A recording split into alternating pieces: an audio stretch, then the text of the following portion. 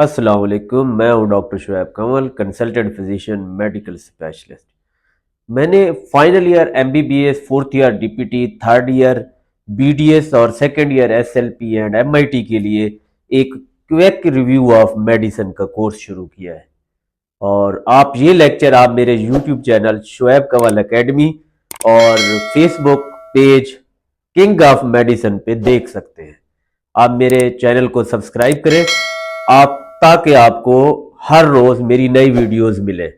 आज जो चीज हमने डिस्कस करनी है दैट इज सीओपीडी। और ये बहुत ही कॉमन टॉपिक है और रेस्पिरेटरी सिस्टम हमने शुरू किया हुआ है।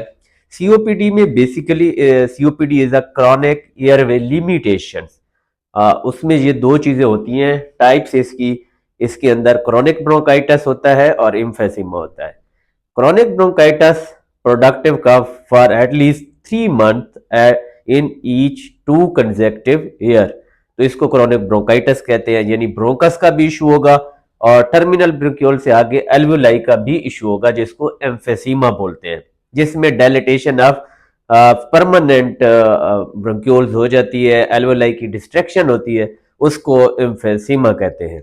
और एम्फेसीमा जेनेटिकली है, आपको पता है। और उसके बाद इसकी डिफरेंशियल डायग्नोसिस वही अस्थमा, हार्ट फेलियर है, ब्रोंकियोक्टेसिस है, क्रोनिक प्रोडक्टिव कफ होती है और फिर पेशेंट को ऐसा ऐसा शॉर्टनेस ऑफ ब्रेथ।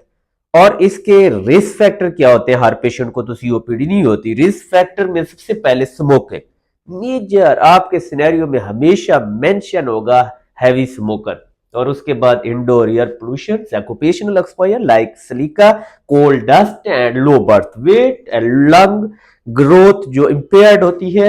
इसके बाद इन्फेक्शन, बार बार इन्फेक्शन हो रहे हैं, viral infection, low socio economic status and cannabis smoking. और एक जेनेटिक फैक्टर भी है अल्फा एंटीट्रिप्सिन डेफिशिएंसी, ये कम एज में होती है, अदरवाइज 40 अबव जो है वो सीओपीडी होगी। फिर हम इसकी जो कैटेगराइज करते हैं, एक तो FE1 के बेस पे करते हैं प्रिडिक्टेड वैल्यू पे, और दूसरा ये है कि गोल्ड क्लासिफिकेशन है इसकी, और नाइस गाइडलाइन के अकॉर्डिंग भी क्लासिफाई करते हैं। तो स्टेजेस है, स्टेज 1, स्टेज 2, स्टेज 3, स्टेज 4। ये एक दफा उसने पूछा हुआ था और उसने FE1 दी हुई थी और कहता था कि यहां से स्टेज बताएं आप। वो स्टेज 2 थी मेरे ख्याल में। अब माइल्ड में FE1 जो है वो मोर देन 80% प्रेडिक्टिव होगी। अब आप लोग ये कहेंगे कि जो रेशियो है वो लेस देन 0.7 ही होगी सब में, लेकिन जो FE1 प्रिडिक्टेड है वो मोर देन 80% है। इसको माइल्ड सीओपीडी कहते हैं। 50 to 79 है मॉडरेट कहते हैं, स्टेज 2 कहते हैं। सीवियर जो है 30 to 49 है, और very severe stage 4 less than 30% होती है। How will you investigate a case of bronchiectasis? First of all, you will order chest X-ray, and there will be a thickening of airway wall, and there may be the consolidation patch or bronchiectatic changes. And the most best investigation, the investigation of choice is HRCT. This is investigation of choice। इसको ही आपने MCQs में tick करना है। Then sputum for gram staining and culture, and next is genetic testing. और इसको भी हमने जो हमारे प्राइमरी सिलियरी डिस्काइनेसिया है उसको रूल आउट करने के लिए। अब एचआरसीटी की फाइंडिंग जो होती है वो थिकेंड एयरवे वॉल्व्स होते हैं और फेब्रोसिस्टिक चेंजेस होती हैं, और साथ में जो है पेशेंट की कोई ना कोई कंसोलिडेशन की भी आ सकती है, इवन कैविटेशंस होती हैं और कोलैप्स मिल सकता है। अच्छा, अब हम डिस्कस करते हैं मैनेजमेंट ऑफ सीओपीडी।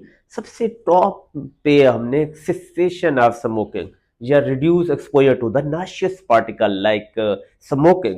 दूसरे नंबर पे ब्रोंकोडायलेटर लाइक लाबा लामा, वो यूज कर सकते हैं। और फिर तीसरे नंबर पे combined ICS plus bronchodilator. ICS कब देते हैं? इनहेल कार्टिकोस्टेरॉइड्स कब देने हैं? जब एक्सेसरबेशन हो तब दे सकते हैं, और इससे जो ना सिविरिटी भी कम हो जाती है और फ्रीक्वेंसी ऑफ एक्सेसरबेशन भी कम होती है। लेकिन कुछ इंडिकेशन होती है लाइक एक्सेसरबेशन या इओसिनोफिलिया है, और उस पे आपने देना होता है, या फिर जो है वो गोल्ड क्लासिफिकेशन की बेस पे देते हैं हर पेशेंट को। या कंकोमिटेंट अस्थमा है तब भी आपने इनहेल कार्टिकोस्टेरॉइड देना है। उसके बाद ओरल एंटी इन्फ्लेमेटरी ड्रग्स होती हैं, लाइक स्टीरॉयड्स हैं, ग्लूकोकार्टिकाइड मैं इस हक में नहीं हूं कि लंबे अरसे के लिए चलाएं, क्योंकि उससे कॉम्प्लिकेशन लाइक ऑस्टियोप्रोसिस हो जाती है, मजीद वेस्टिंग होती है, क्योंकि सीओपीडी इटसेल्फ उसकी वजह से भी हो रही होती है। इसलिए मैं कहता हूँ उसको टेपर ऑफ करें, और साथ में आप एरिथ्रोमाइसिन एंटी इन्फ्लेमेटरी वो 3 टाइम वीक यूज कर सकते हैं, 500 मिलीग्राम। फिर है ऑक्सीजनेशन, ये बहुत ही इंपॉर्टेंट है सीओपीडी में। आपने हाई फ्लो नहीं देना, क्योंकि हमारा जो सेंटर होता है वो हिपोक्सिक ड्राइव पे चल रहा होता है, तो लो फ्लो ऑक्सीजन देनी होती है। एक दफा यूएचएस ने पूछा भी है, तो लो फ्लो ऑक्सीजन दे, और टारगेट जो है हमारा वो 88 टू 92% है।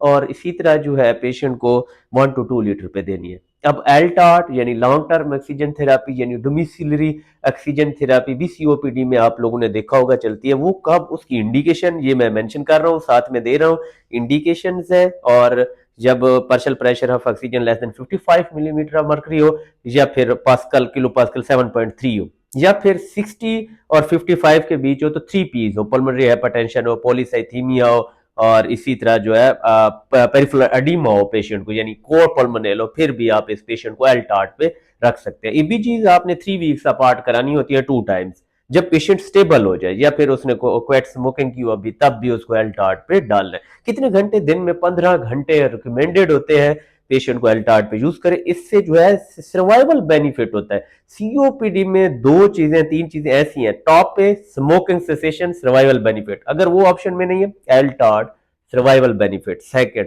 तीसरे नंबर पे होती है लंग वॉल्यूम रिडक्शन सर्जरी। ये सर्जिकल इंटरवेंशन जब पढ़ते हैं उसमें लंग वॉल्यूम रिडक्शन सर्जरी एलवीआरएस, तो ये भी आप इसमें भी सर्वाइवल बेनिफिट होता है सर्जिकल ऑप्शन में। फिर एक वैक्सीनेशन है इन्फ्लुएंजा की, एवरी ईयर करें, निमोकोकल की 5 ईयरली करें, और कोरोना की भी आप हर साल कर सकते हैं।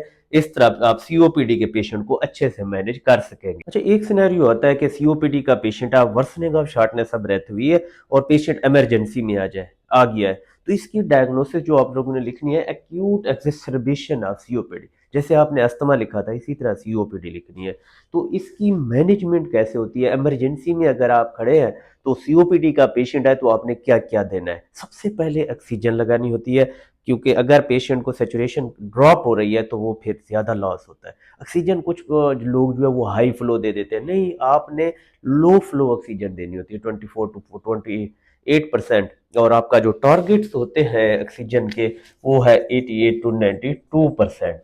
ये आपने ऑक्सीजन और 1 to 2 लीटर पे दे, ज्यादा ना दे। उसके बाद ब्रोकोडाइलेटर नेबुलाइज करवाएं पेशेंट को साल्ब्यूटामोल या इप्राट्रोपियम के साथ। इमरजेंसी में आप इनहेल कार्टिकोस्टेरॉइड्स भी दे सकते हैं। फिर है ग्लूकोकॉर्टिकॉइड्स, ओरल की है या इंजेक्टेबल है, वो भी यूज कर सकते हैं। इसी तरह antibiotics, most of the time जो एक्सेसरबेशन हो रही होती है वो इन्फेक्शन हो रही होती है, तो एंटीबायोटिक्स देते हैं। अब इससे भी नहीं ठीक हुआ तो फिर अमाइनोफाइलिन देनी है।